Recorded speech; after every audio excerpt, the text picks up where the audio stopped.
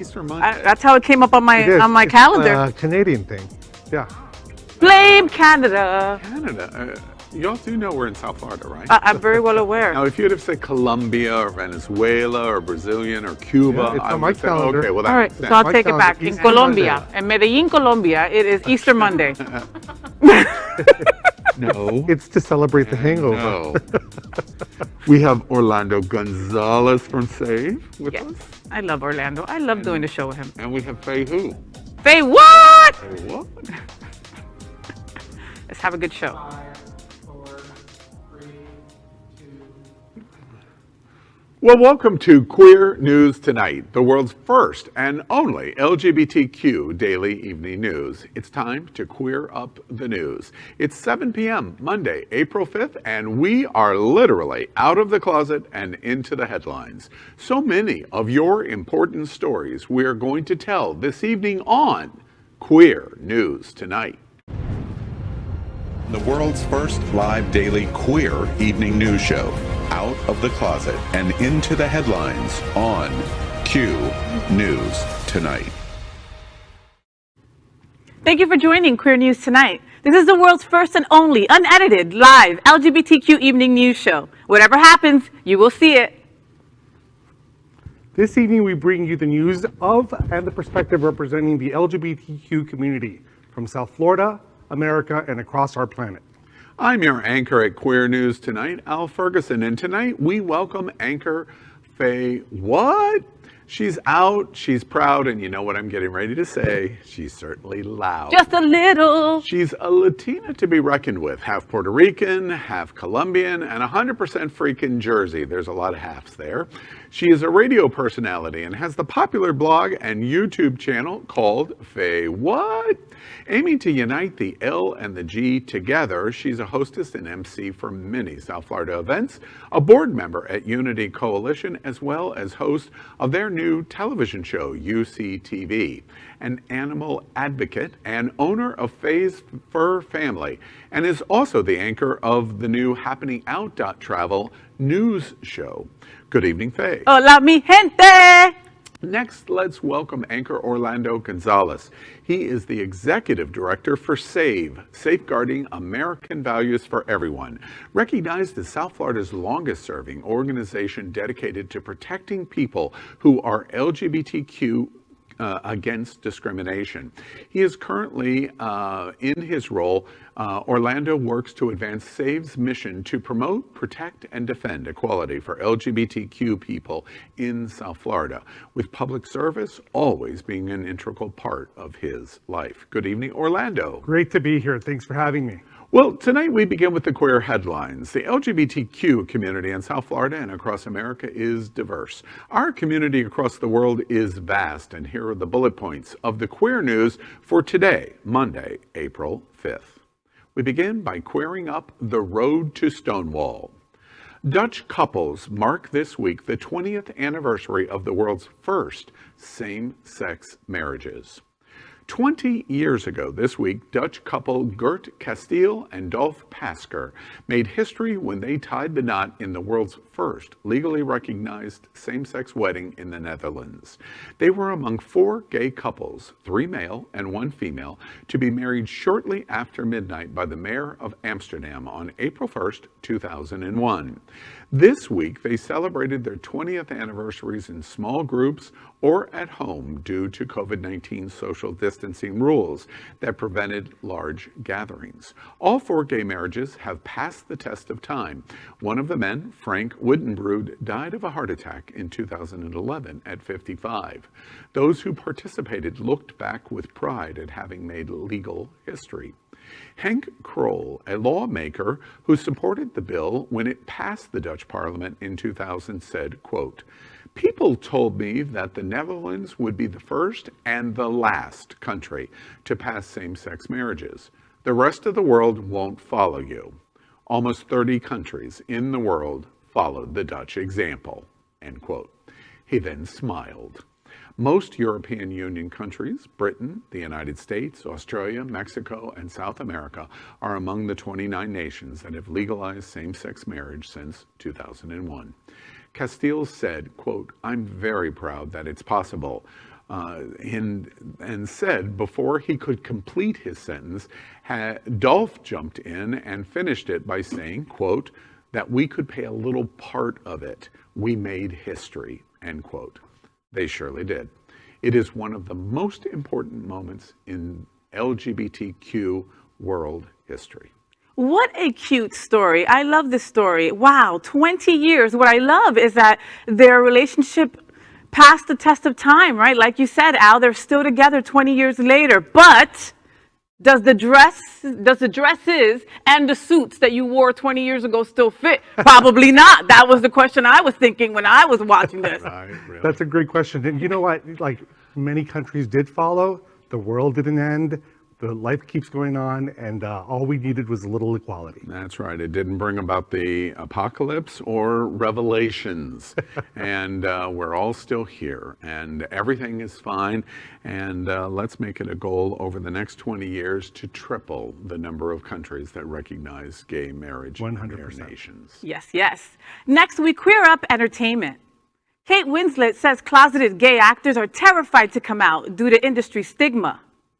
Quote, I can think of at least 4 actors absolutely hiding their sexuality. It's painful, end quote. That is how Kate Winslet opened up about the stigma surrounding LGBTQ plus actors in the industry while promoting her new film, Ammonite.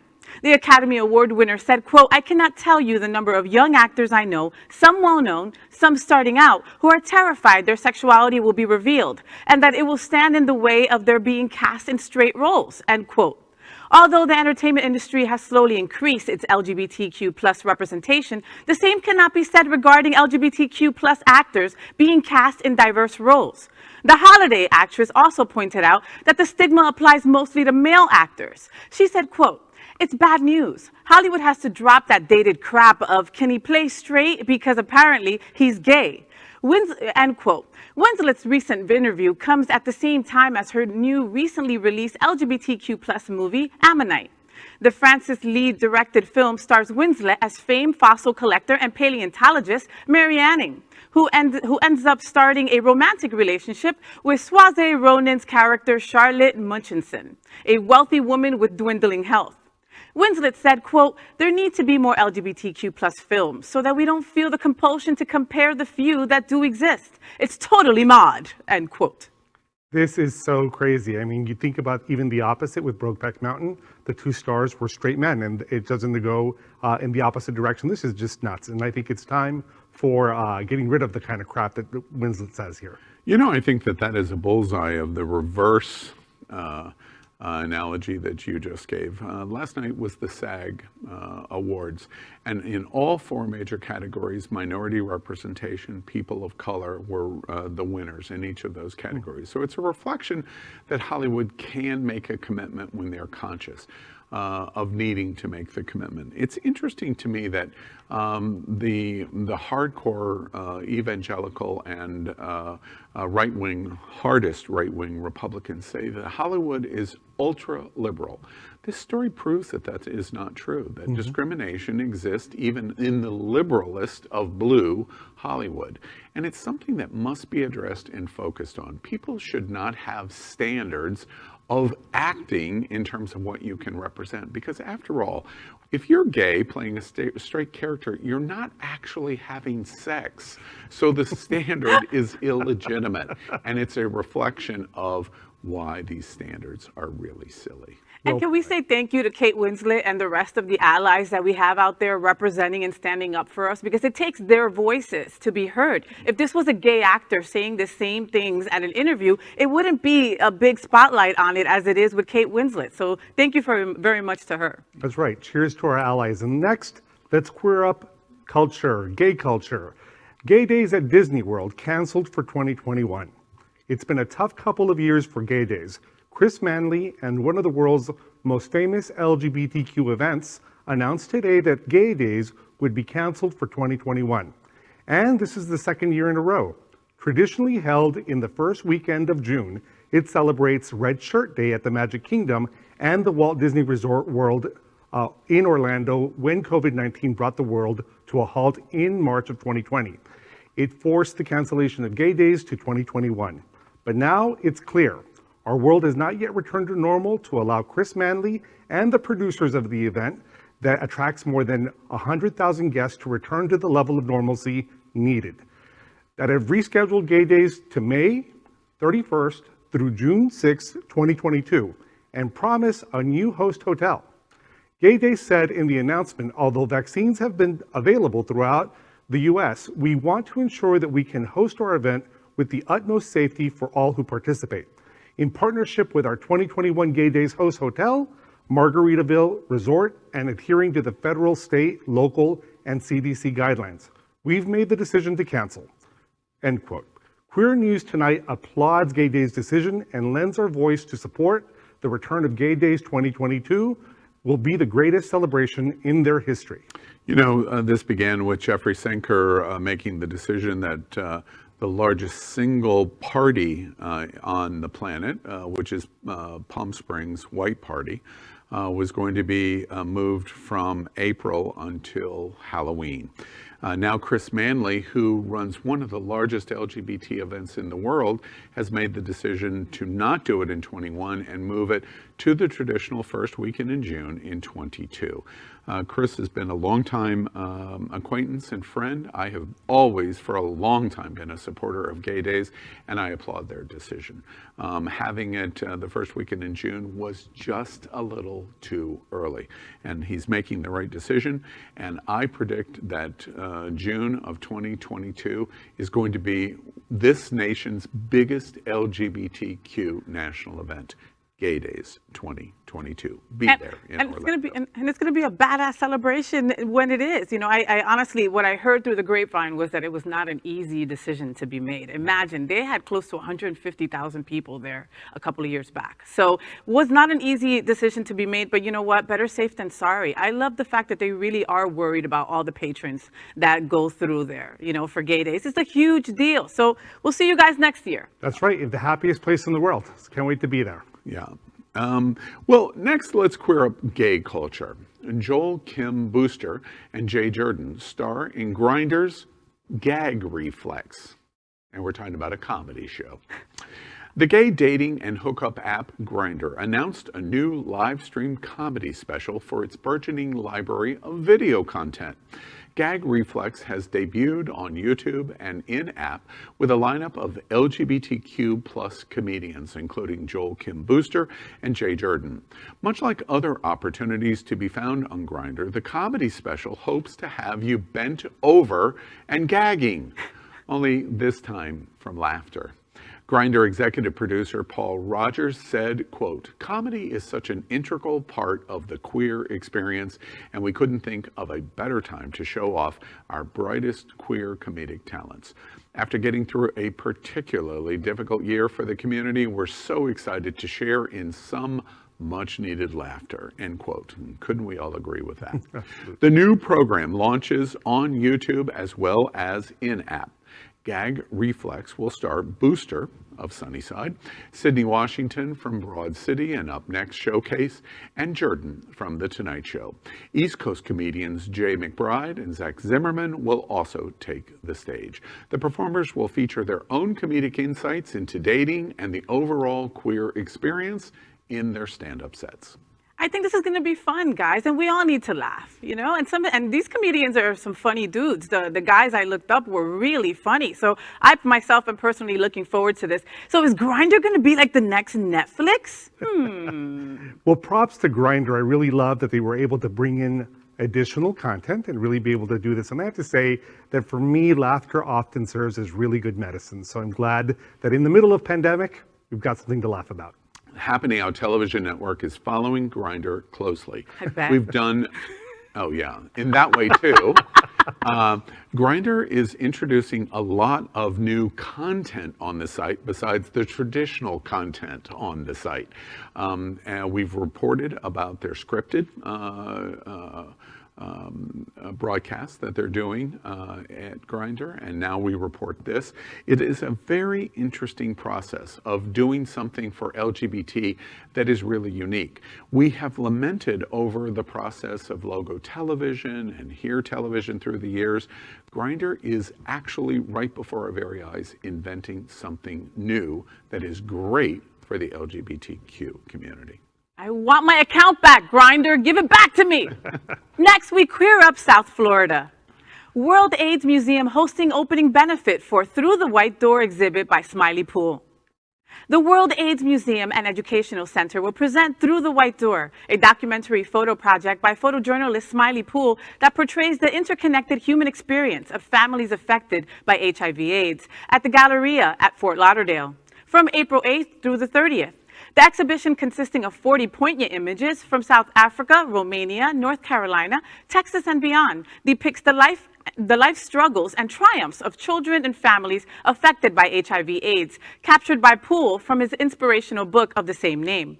An opening reception with Poole will be held on Wednesday, April 7th at 5:30 p.m. to benefit the World AIDS Museum and Educational Center. Tickets for the benefit are $25 each and are available right now. Incredible. I mean, this is a condition that is nearly 30 years old, and here we are now able to look back and reflect at people that were affected by it from an adjacent perspective, right? The children, the families, everyone surrounding these patients, and it is just a very moving exhibit, and I'm looking forward to seeing it. The worst kept secret in the world in the LGBTQ community is we still have issues with HIV. And the value of the World AIDS Museum here in South Florida, in Fort Lauderdale, is never more important because it serves as a sentinel beacon for education in our community. So I encourage you to step up and step out in their support. Our 501c3 organizations have taken it on the chin for the last year, and the World AIDS Museum almost at the top of the list, and they need your support. Tune in for their event. And so I saw a sneak peek of some of the photos. Powerful stuff, guys. There was this one photo with these two amazing women, and they both had a sign. One said adherence, and the other one said stigma. I mean, it was so powerful. So go on over. Tickets are only $25. Come on, you need an outing. Absolutely. Let's queer up travel next. IGLTA, Global Convention, is coming to Atlanta this fall.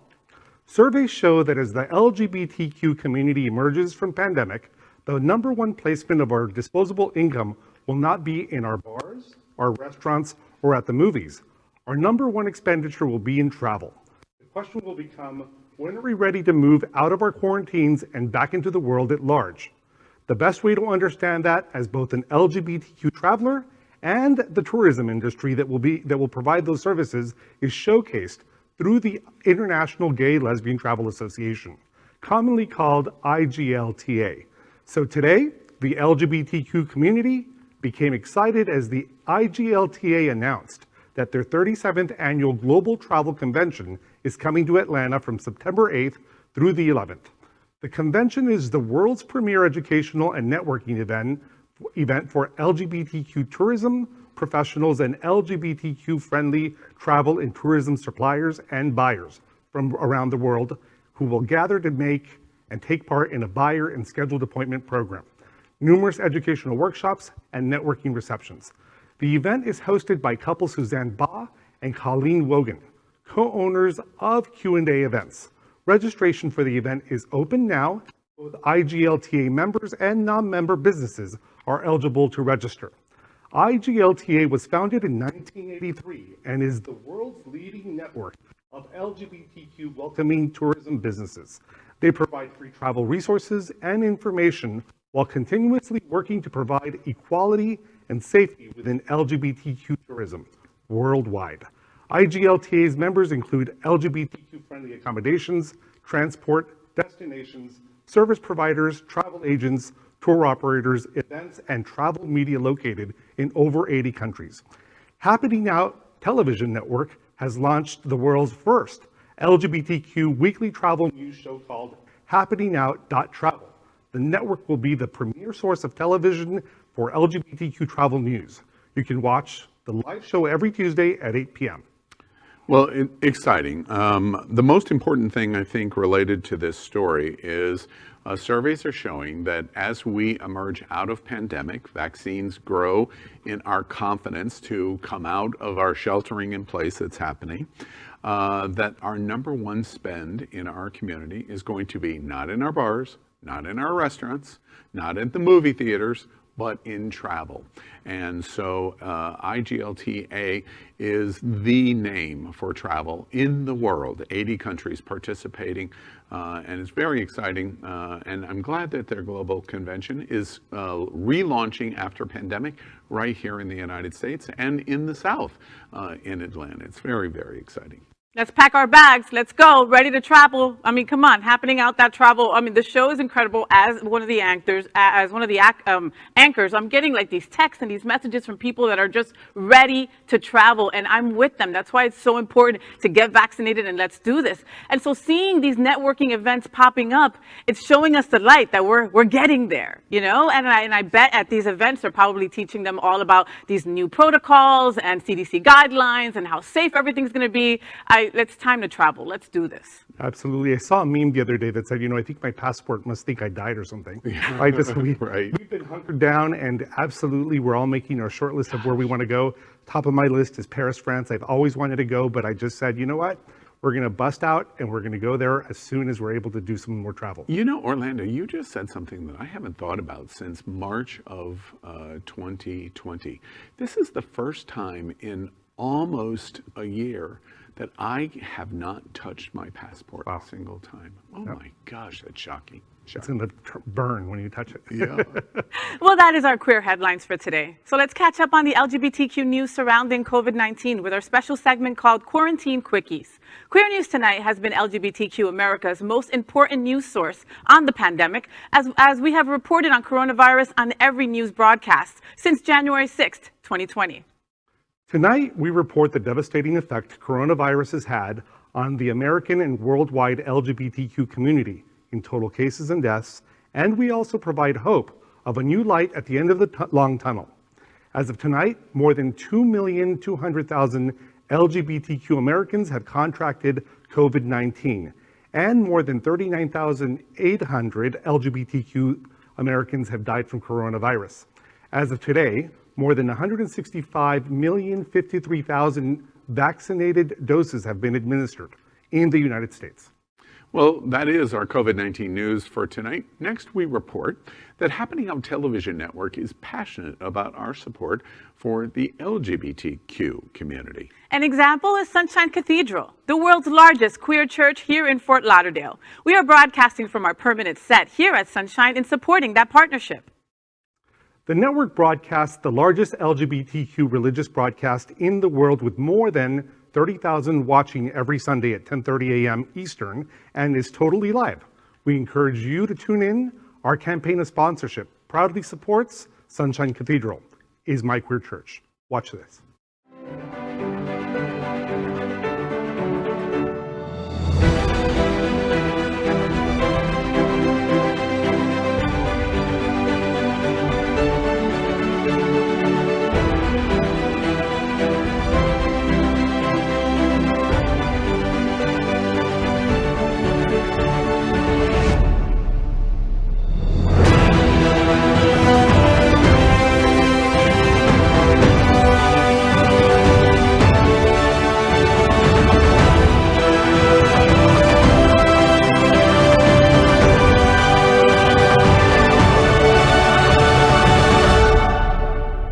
I'm Nick Matheny from the University of Miami, and Sunshine Cathedral is my queer church. We'd also like to thank our set designer, Concepto Modern Living, here in Fort Lauderdale, for making this set and this amazing queer church campus possible. Finally, we want to thank Queer News Tonight's hotel sponsor, Best Western I-95 Fort Lauderdale. This is the closest and best choice to the famous Wilton Drive, and our hosts and guests stay at this LGBTQ ally partner. We encourage you to stay here when visiting South Florida. Well, next up, Queer News Tonight is proud to support our local events here in South Florida. And tonight we are happy to feature Natalie Mahomar, part of Miami's Poetry Festival. So joining us tonight is Natalie Mahomar. She is Palestinian and grew up in Honduras and is a wildlife conservation biologist working at a wildlife rehabilitation hospital here in South Florida. Her passion for nature is her connection to birds in the backyard of her house in Honduras after her father passed away. Now she birdwatches and occasionally guides tours here in Miami. She loves opening up spaces that are accessible to all who wish to birdwatch. She writes poetry from the endless inspiration that nature provides. And in every instance that she finds herself in nature, there is an immediate connection to the earth, which has allowed her to let go through her writing. Well, to tell us more about her upcoming workshop, Avis y Poesía, Birds and Poetry, happening on Sunday, April 18th at 7:30 a.m. during Miami Poetry Festival, is Natalie Mahomar. Welcome, Natalie, to Queer News Tonight.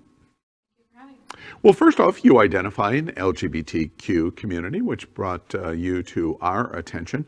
This is a unique event. First off, Miami Poetry Festival is unique in and of itself. Mm-hmm. But then when you get outside and you combine poetry and you combine birds and nature, you have a lot of things at play here. Tell us a little bit about what you're doing and how this works.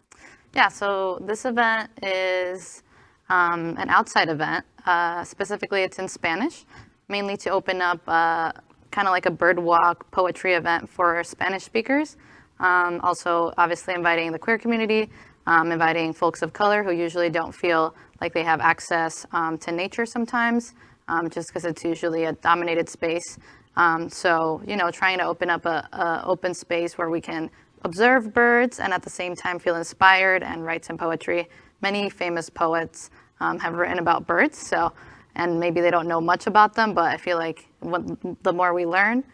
Natalie, so why birds? I saw the movie Birds when I was young, so I guess I still have some PTSD about it, and I'm afraid they're gonna poop on me.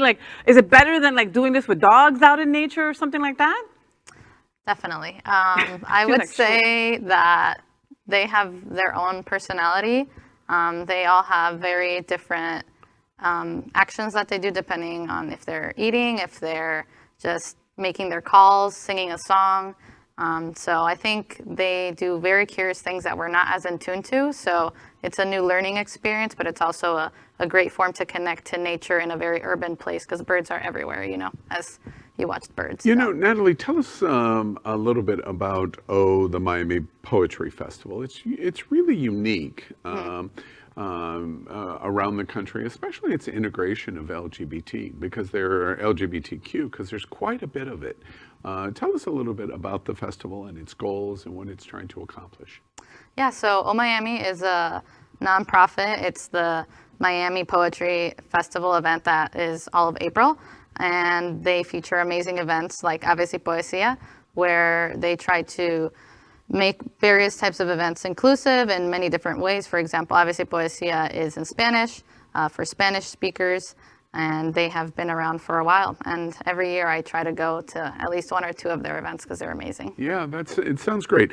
And your event is Sunday morning, April 18th at 7:30 a.m. I asked you in pre-interview, was that intentional in terms of this time period? Because many gay boys don't get up that early, but or presumably girls either. But you said, no, absolutely. It's designed to get up with the birds and incorporate poetry. That sounds fun, actually. Yeah, exactly. It's going to be held at A.D. Barnes Park. It's a county park in Miami. Is anything required in terms of reservation or a registration, or you just show? You go onto the website and you register to go. There's a sliding scale from $5 to $25 to cover costs of materials, and we will provide binoculars that you can borrow. And we will also be providing a little waterproof notebook and a pen so that y'all can write your poetry. So is it waterproof to just not have the poop fall on it? Is that what it's for? There's a big theme with poop here going on. Obsessed with these birds. And pooping. By the poop. You're not going to see it happen. And Natalie, I don't know if you've met Tippi Hedren here from The Birds in the Alfred Hitchcock movie. So to do that and making the registration, you go on to omiami.org, correct? Correct. And that is going to be Sunday, April 18th at 7:30 a.m. Natalie, very interesting in meeting you, and all of the luck in this very interesting combination of the nature experience combined with poetry. Thank you so much for having me. Thank you for being with us at Queer News tonight. Very smart birds, huh? They even know Spanish. Yeah, So cool. right, exactly. Well, smarter than me, clearly. Let's continue with the Miami Poetry Festival. Tonight, we are also happy to feature on Queer News tonight, Ranijun Ruado. And Ronnie, throughout April, as we've told you, is the Miami Poetry Festival. He is participating in an event that establishes and or maintains that very interesting, trendy thing called a sourdough starter, while simultaneously composing a cento, aka a patchwork poem. Sourdough starters need to be fed daily, so why not incorporate a little poetry into that ritual? So every day as you feed your sourdough starter, you'll write a line of poetry. Then at the end of the month, you'll not only have a starter to make endless baked goods, but a brand new one-of-a-kind poem that chronicles your experience. Mentors will help you along the way, giving you helpful prompts and ideas on what you might want to write about for your poems. Joining us tonight is Ranijun Ruado. He's a poet, baker, teacher, cook, and amateur grandma. He's currently a poetry candidate in FIU's Creative Writing MFA program. And though he has attempted making sourdough once before, his starter, named Patricia, unfortunately never became an actual loaf of bread. It's very funny. To tell us more about this upcoming virtual Sourdough Cento, a poetry and baking workshop series happening every Sunday, April 11th, 18th, and 25th at 11 a.m. during the Miami Poetry Festival, is Ranijun Ruado. Welcome, Ronnie, to Queer News Tonight.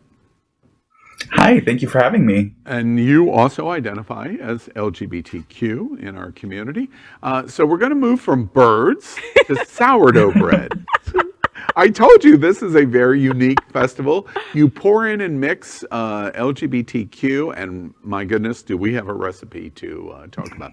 Tell us a little bit about your event. First off, your sourdough died. Is that what I understand happened here? Yeah, that is correct. And you named her Patricia. Patricia. So as you can see, I actually have her here with me, the one in the photo, Patricia the Third, because Patricia died, Patricia Jr. died, and so now we're on to Patricia the Third, aka Patricia. Patricia. Okay. Ronnie, you're definitely gay now. Definitely gay as heck now. Yeah. So Go ahead. I'm sorry. About the event, so it sort of started with like the trend of sourdough bread baking as everyone was in lockdown. I tried, I attempted, and I failed. But as I was trying with that ritual that we were talking about, that daily feeding of the sourdough, I thought that could be a great opportunity to just write a line of poetry every day. And that's where the idea for a cento or a patchwork poem came about. And had you done something like this before pandemic began, or you were introduced to it because of pandemic? I think like a lot of people, I liked baking sort of simpler things like cookies, maybe like a cake every now and then, but nothing as involved as a sourdough loaf. Yeah, this seems like a lot of commitment, Ronnie, you know? And again, I'm lazy. So Ronnie, I mean, talk to me here. Are you the reason why I couldn't find yeast anywhere during the pandemic? You're the reason, aren't you? So the great thing about sourdough is that you don't use yeast. That's what the starter is for. Face joke backfires on her. I love that. I love that, right? Well, it seems to backfire on Ronnie too, because he's got 3 that haven't done it. So I don't know. Yeah. But yep, you got me there. Now, Ronnie, you're a student and you are a poetry major. Do I understand that correctly? Now, that's correct. In 2021, a poetry major, just give us a little quick history understanding of that. For you to major, this is a bachelor or a master's degree? It's a master's degree, a master in fine arts degree. And what did you tell your parents when you said, yeah, I'm going to pursue a master's degree in poetry? Were they absolutely ecstatic? They loved it, really, especially since I was initially supposed to go to medical school. So They absolutely loved the idea. Okay. How about your partners or your significant others? Do you read your poetry to them or just your sourdough bread? I'll leave it at the sourdough. If they're curious, they can ask, or they can steal one of my notebooks if they really want to. Now I'm curious in you participating with Miami, and the Poetry Festival. Do you find that the LGBTQ community follows poetry in the same way that the broader community does, or in any different ways? Do you find any differences at all in our LGBTQ community? Speaking personally from peers and LGBTQ friends that I have, I find that the themes that we sometimes talk about dig a little bit deeper. For myself and for a lot of other poets that I know, we use poetry as a means to connect with one another. And so in LGBTQ plus cases, we use that really to reach out to one another by sharing either trauma or experiences or just general ideas and thoughts with one another. So that's something that I find between poets, that connection and speaking about those really deep themes. Now, are you hosting all three of the events on the 11th, 18th, and 25th? You're the host. Yes. Yeah. I'm hosting along with a baker named Chase Simmering who works at Zach the Baker down in Miami. I see. Since Now, I have no real authority. Are you going to have to admit to the baker that you have killed all of your partners? She absolutely knows. She does. Okay. All right. Yes. All right. So I obviously have a Jeffrey Dahmer sourdough joke, but I won't share that. So you register to participate in your program on April 11th, 18th, and 25th. Is that correct? Yeah, that's correct. Yeah, and you go to omiami.org, and that is your event. April 11th, 18th, and 25th at 11 a.m. And I'm curious, Ronnie, what drew your attention to Miami and the Poetry Festival of why you would want to participate, especially for LGBT? Why would you want to participate in an event like this?